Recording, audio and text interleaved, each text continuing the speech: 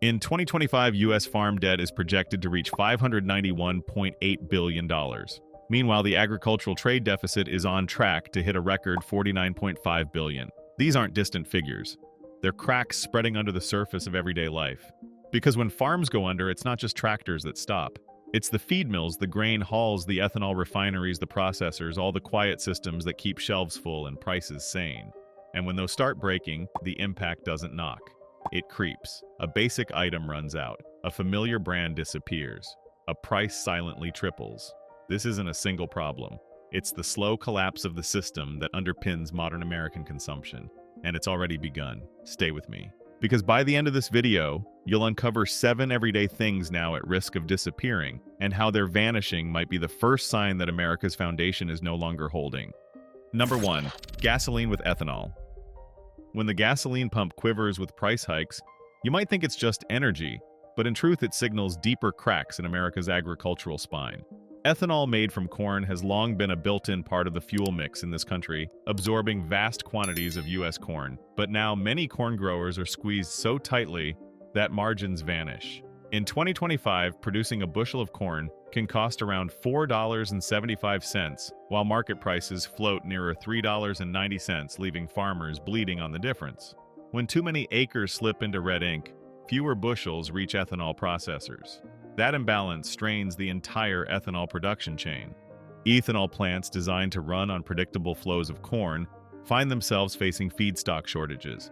Some reduce capacity, others halt operations for longer maintenance windows. Refiners scramble to adjust blending ratios, but their pipeline storage tanks and blending terminals were built for a steady ethanol throughput. When input shrinks, inefficiencies bloom and delays mount. All the while, major energy companies with infrastructure control quietly tighten their grip. They may exploit regulatory waivers or negotiate favorable contracts that shift risks onto those who lack scale. The blending mandates that once guaranteed demand now serve as pressure points as exemptions create loopholes wresting predictability from the system. The result: volatility in supply, sudden shifts in gas mixes, and pump prices shot through with uncertainty. That volatility doesn't stay confined to the gas station. Transportation, freight delivery services, all feel it. When fuel costs climb, shipping becomes more expensive. Groceries, consumer goods, local produce all bear that extra cost. And laborers in trucking, delivery, warehousing feel the pinch wages stagnate, routes shorten, hours compress. In towns anchored by ethanol plants, the effect is even more direct. Farmers lose a local buyer for their corn, which means less income, fewer acres planted next season, and greater risk those farms fold entirely. Jobs at the plant decline or vanish. Real estate values slip. Businesses that counted on a stable local economy see revenues fall. Meanwhile, city dwellers, suburban commuters, families watching their budgets, you may not farm, but your world is entangled. The gasoline you pour, filtered through ethanol, ripples into every movement of the modern supply web. That glass of milk, that box of cereal, your delivery order all ride on trucks, trains, pipelines that rely on predictable fuel. When ethanol fractures, the instability amplifies. This is not distant doom, it's a system under stress. The pressure points are already visible, and though collapse is not declared, the ethanol connection is one of the first fracture lines to watch. Stay on. Up next, I'll show how similar vulnerabilities threaten another daily product that once lost will hit even closer to home. Number 2. Breakfast cereals. Cereal aisles might look safe now, but those boxes of cornflakes, puffed grains, and multigrain blends are quietly standing on fragile ground. Picture this: when corn is rerouted to fuel or animal feed, every flake, every bite of cereal becomes vulnerable.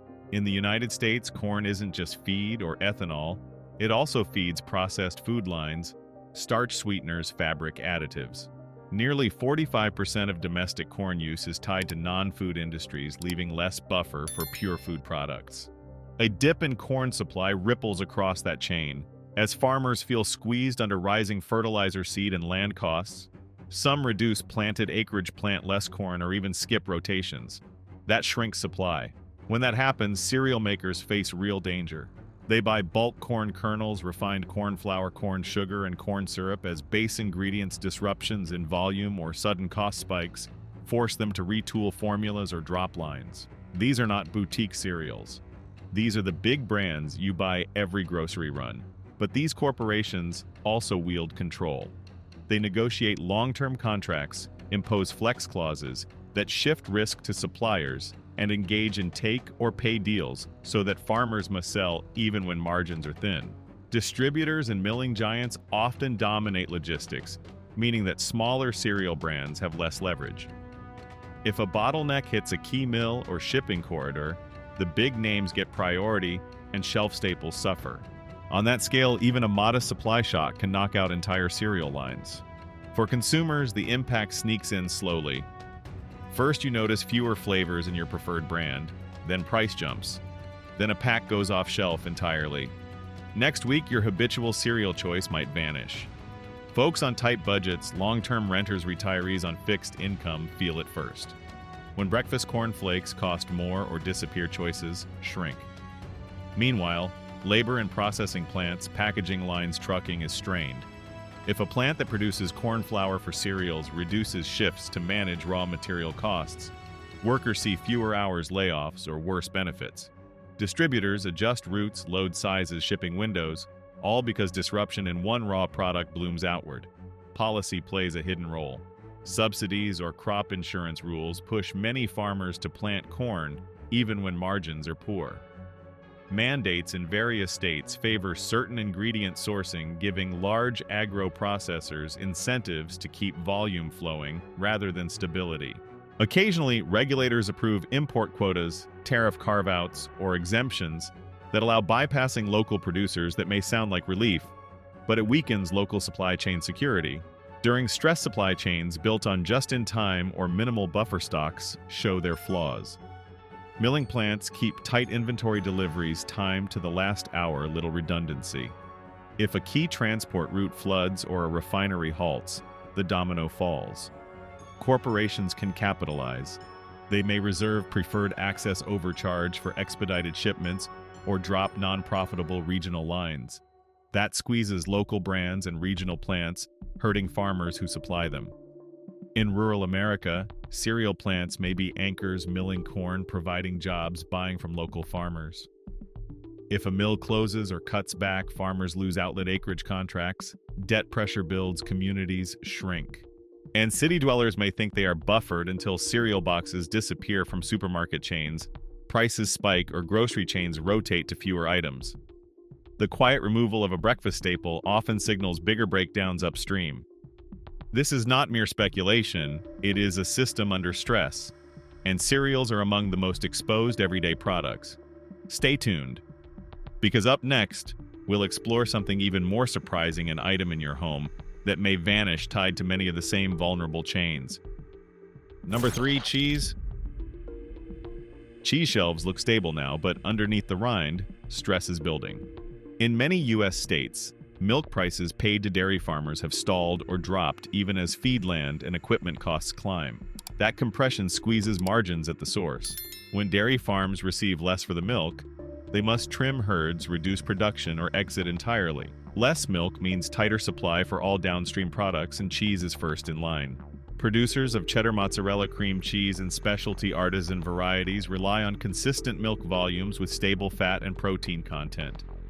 Disruptions in milk supply force processors to scramble sourcing, often turning to out-of-region suppliers or imports to fill gaps. But imported cheese carries extra freight, cold storage tariffs, and delays, all of which pile cost onto consumer prices. Meanwhile, large dairy conglomerates consolidate control. They secure long contracts, demand quality tolerances, and press small dairies with penalties. In lean times, many small operations cannot absorb penalties, so they fold or consolidate under corporate umbrella. Distribution logistics amplify the stress. Cheese must travel via cold chains. Any breakdown in refrigeration, transportation, or delivery scheduling increases spoilage or forces cuts in frequency. Regional brands may lose shelf space because national chains favor major suppliers who guarantee consistent volumes. That means local or regional style cheese, the kind people love, may vanish first. At the consumer end, the impact seeps in slowly. First, you'll notice fewer varieties on the shelf, then price hikes. Finally, gaps in supply, especially of premium or imported types. Households on tight budgets may shift from specialty cheese to powdered or plasticized alternatives. Food service providers, restaurant, schools face menu cuts or lower quality. And in rural dairy communities, the pain shows immediately fewer milk pickups, less revenue pressure on farmland, risk of farm exit. Cheese is not just a dairy product. It's woven into pizza sandwiches, sauces, snack plates.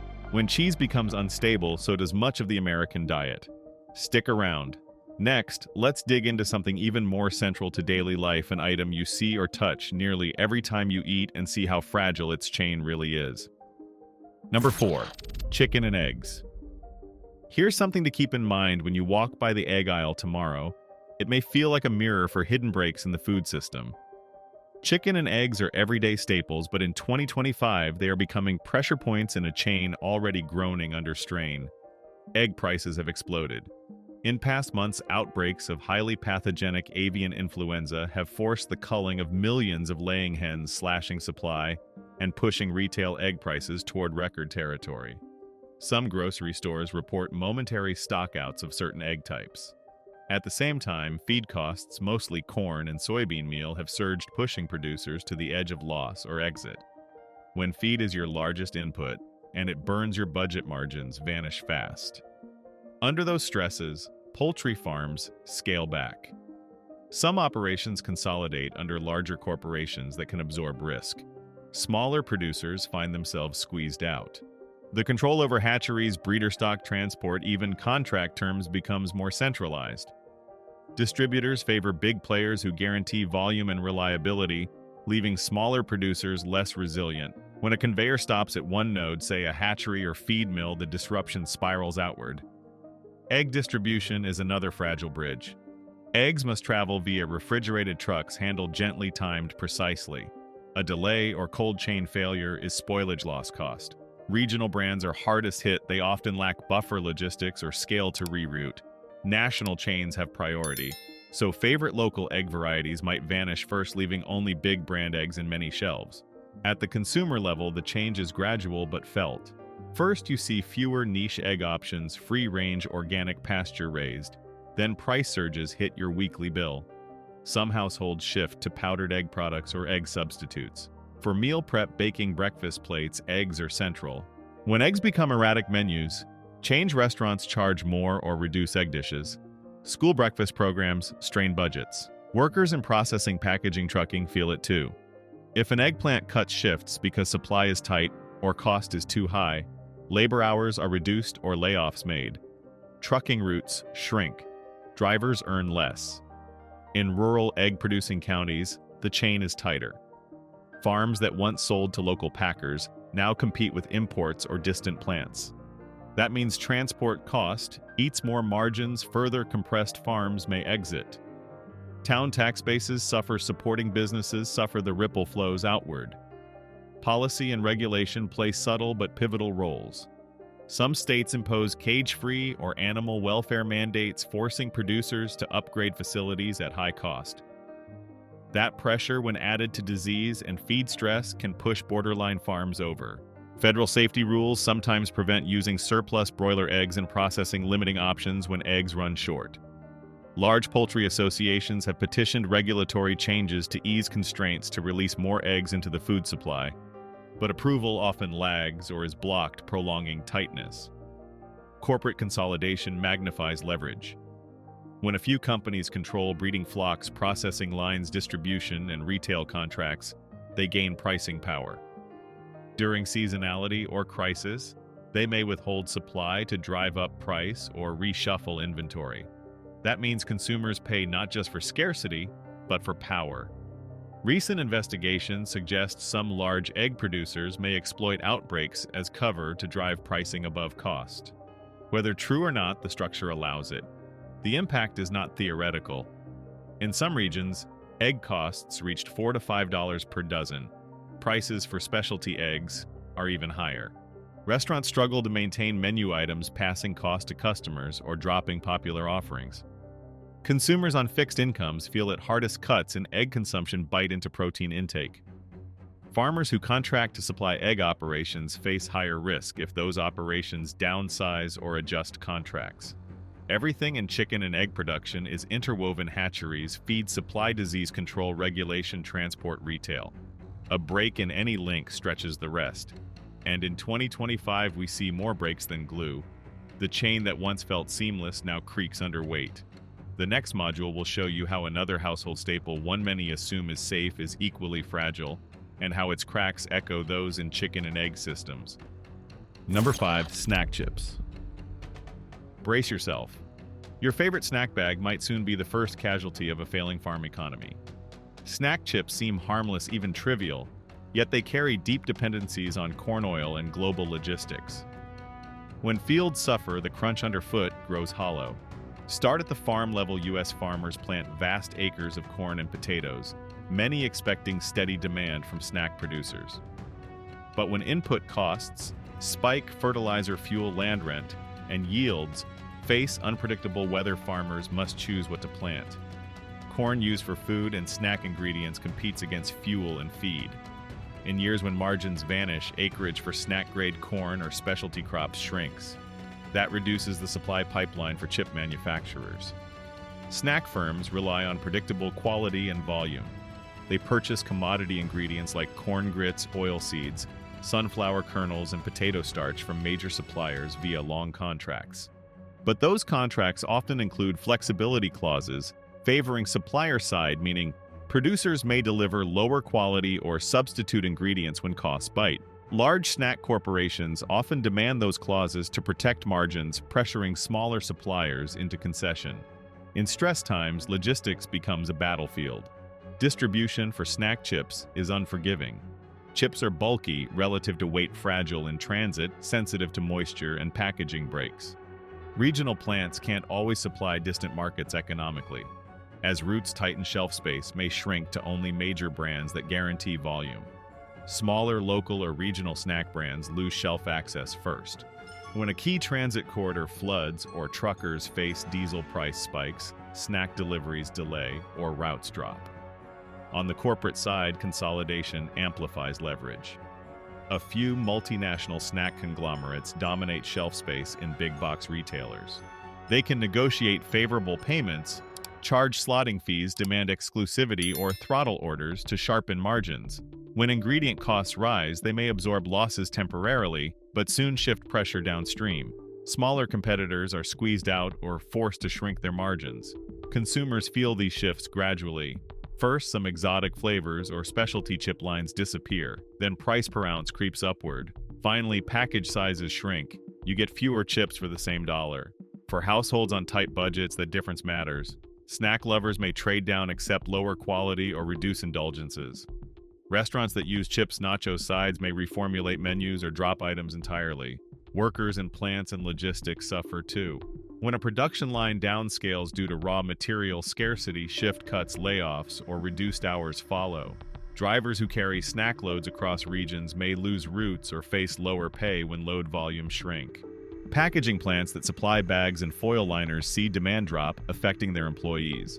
Rural counties where snack plants or potato chip factories are local employers feel impact strongly. When those factories reduce output or consolidate operations, local suppliers lose customers, workers lose jobs, local tax revenues erode, and supporting businesses falter. Farms that once sold to chip processors might lose markets, pushing them to cut production or switch crops. Policy elements also play a hidden role.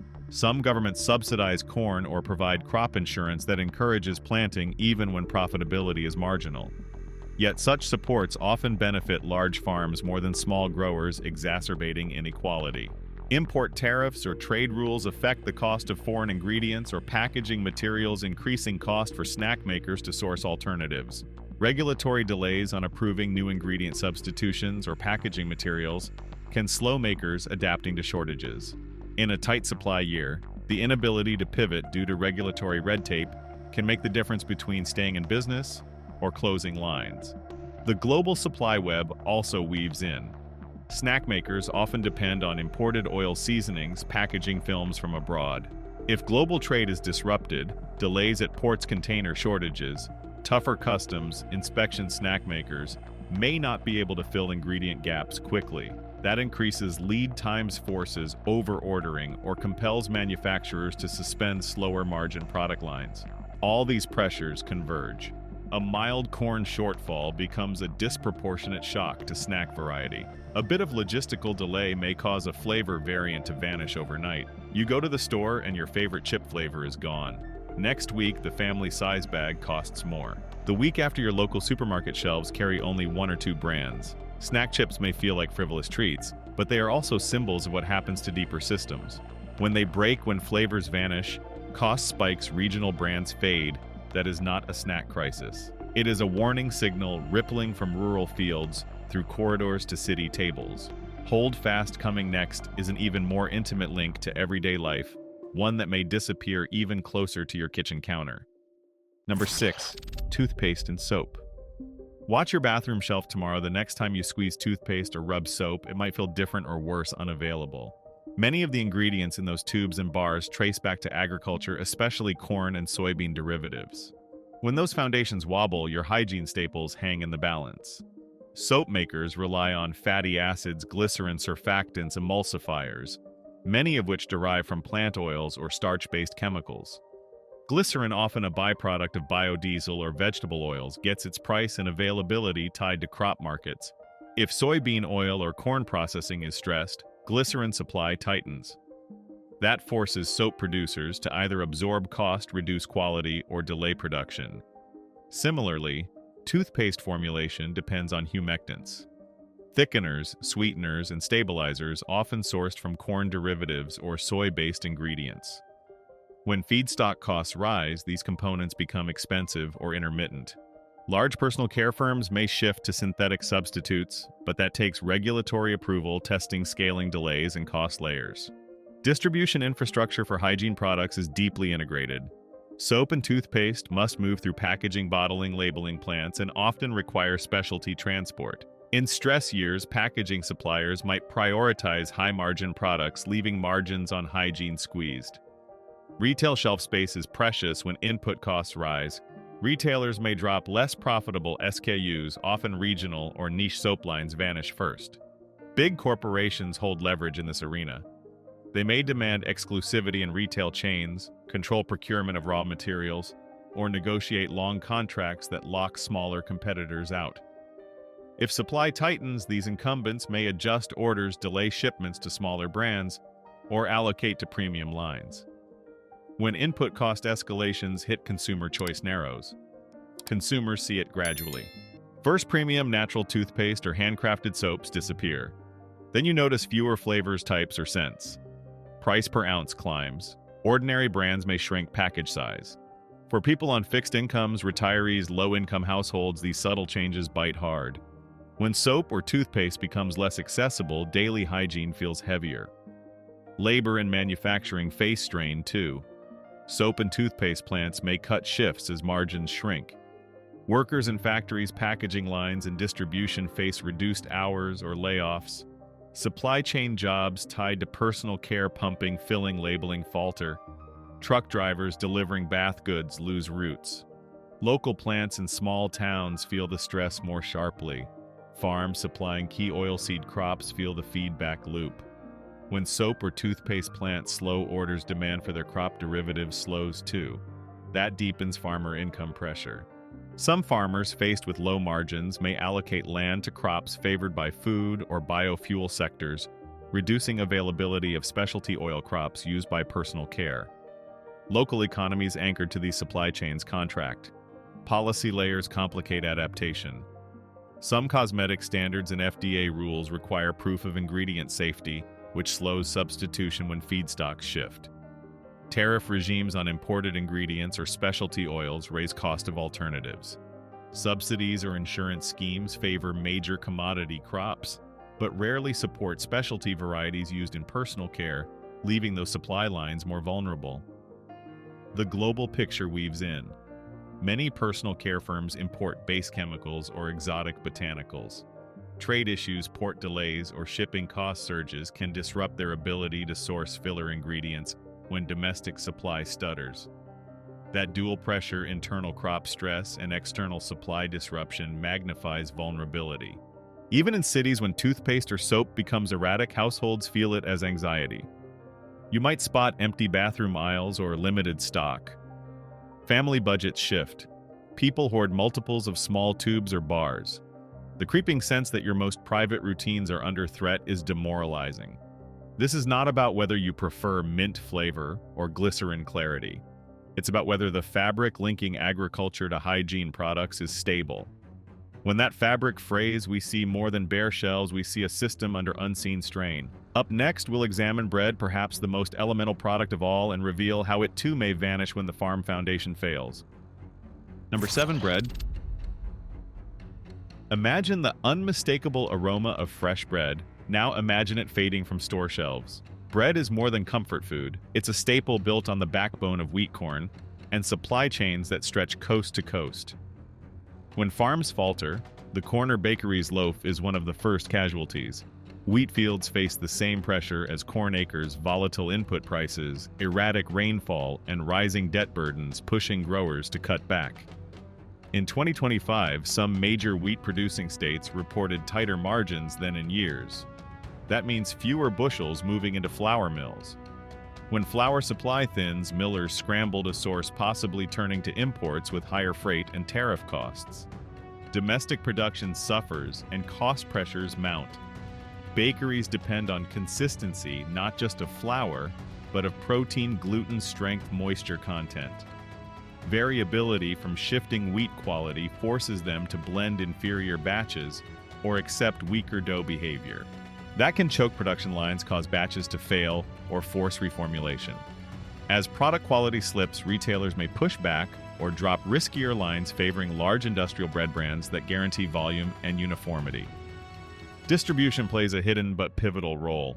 Baked goods are fragile and transit temperature moisture timing matter. Regional bakeries that serve local communities may lose shelf access if they cannot guarantee delivery timeliness. Large chains prioritize national suppliers with robust logistics. Local loaves, specialty breads, artisanal buns may vanish first. In supply stress, shelf space shrinks to essentials. Behind scenes, few conglomerates dominate flour milling, distribution, packaging, supply. They can leverage contract terms to demand lower margins from suppliers, shift risk across the chain, and favor partners with scale. If flour happens to be scarce, they may divert more to high-volume accounts, tightening smaller bakery access. That means local bread lines can be squeezed out. Consumers feel this shift slowly. First, you notice your favorite specialty bread is gone. Next, price per loaf inches upward. Loaves shrink. You see more white bread-only aisles. Households on tighter budgets shift to basic rolls or skip specialty slices. Lunch, sandwiches, breakfast, toast, dinner sides all change. For many, bread is dinner table ballast. When it falters, meals feel smaller. Workers in bakeries, packaging plants, delivery fleets feel it too.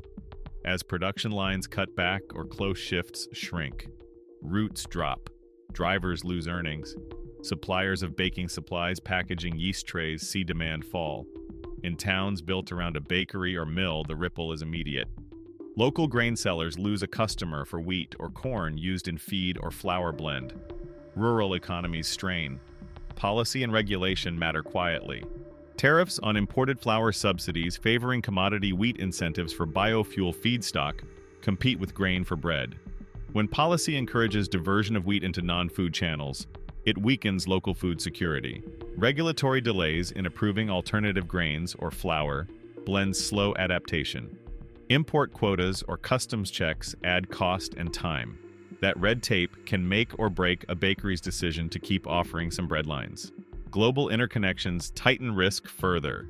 Many baking ingredients, specialty grains, additives, packaging films come from out of country. Port delays, import price spikes, container shortages, all compromise backup plans. During disruption years, reliance on global alternatives adds fragility. Even in cities when bread falters, the change is stark. Store shelves with fewer options. Loaves you counted on for lunch suddenly missing. Small bakeries closing. The quiet disappearance of distinct loaf types signals something deeper. Bread is elemental. It frames every meal. When it disappears or becomes erratic, we sense the foundation shifting. We may never go hungry, but we will know we are living in a world where the basics are no longer guaranteed. You can take away fast food. You can take away name brands. But when basic items like bread soap or breakfast cereal begin vanishing, you're not just witnessing scarcity. You're watching a system unravel. The cracks in American agriculture are not silent anymore. They echo in every empty shelf, every price tag, every factory light turned off early. This isn't just about farmers or food. It's about how the slow erosion of one sector can shake the foundation of a whole nation. And if you've watched this far, you already know this collapse isn't coming, it's happening. Quietly, relentlessly, right now. This video does not promote division within the United States or encourage segregation. All content is presented for the purpose of exploration, analysis, and fostering discussion based on current events, public sentiment, and social trends. We fully respect the United States Constitution and all federal regulations. If today analysis made you think, drop a comment so we can keep the conversations going. And don't forget to like, subscribe, and hit the bell so you will never miss our next independent deep dive.